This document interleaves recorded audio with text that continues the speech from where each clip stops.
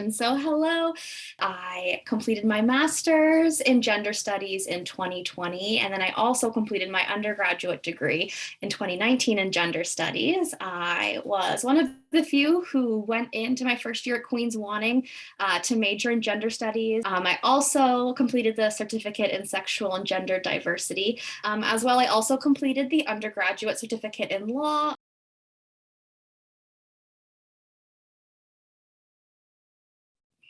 And so when I say that I came in wanting to major in gender studies, it didn't look too hot for me at the beginning, I will admit. I was very overwhelmed by university. I was not prepared for the jump in academic expectations, and I was also not good at asking for help. So with that being said, I learned how to use my resources and was able to get the assistance I needed. So first year for me focused a lot on learning how to be a student and kind of figuring out where I wanted to progress with my degree.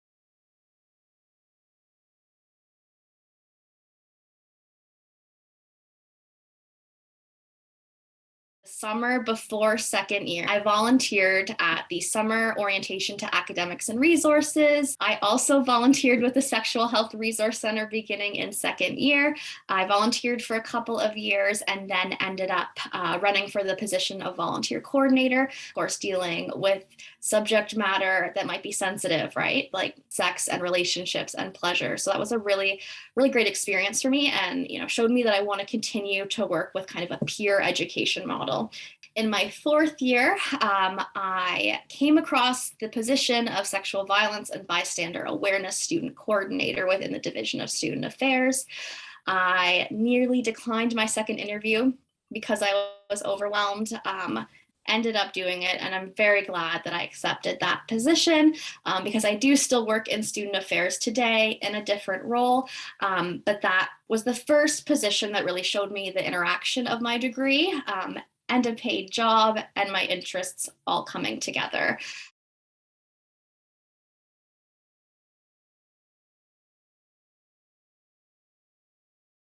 Was interested in law school. I was specifically interested in fertility law. I actually found out about fertility law through the Law 692 course. In that, I was able to listen to Angela Cameron speak, who is a lawyer, but also an academic who looks at surrogacy practice in Canada. And this was something I was very interested in, potentially interested in practicing. However, I did not get into Queen's Law, and that's okay. Kind of felt my heart pulling in a different direction.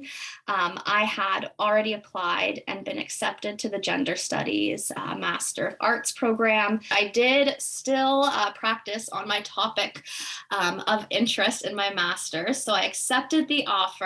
And I also spent the summer between my undergrad and master's coordinating SOAR for the Student Experience Office.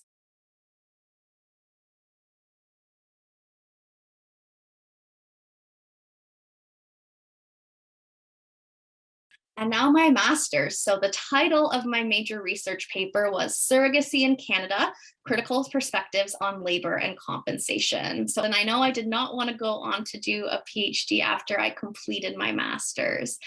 So kind of what I took out of that was I looked and I examined the intersection of policy and lived experience.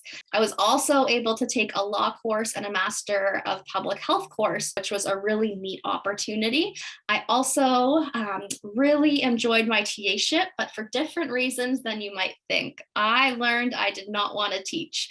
Classroom management is something that I still very much am working on, but I gained instructing experience as well as marking and working more with academics.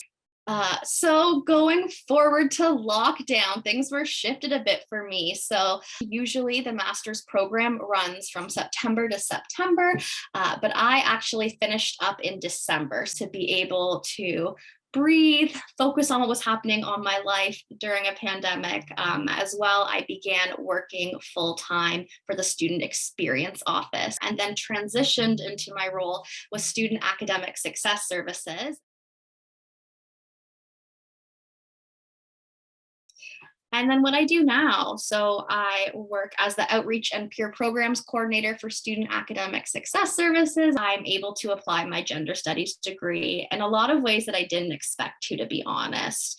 I have a decent amount of autonomy over the programming that I'm able to develop and facilitate. So I make sure that the pedagogy that inspires it has my gender studies or feminist roots. And I'm able to also interact with students, see the other areas where students are being impacted in regard to their academics to support academic success from a larger approach than just study skills and still focusing on that peer model.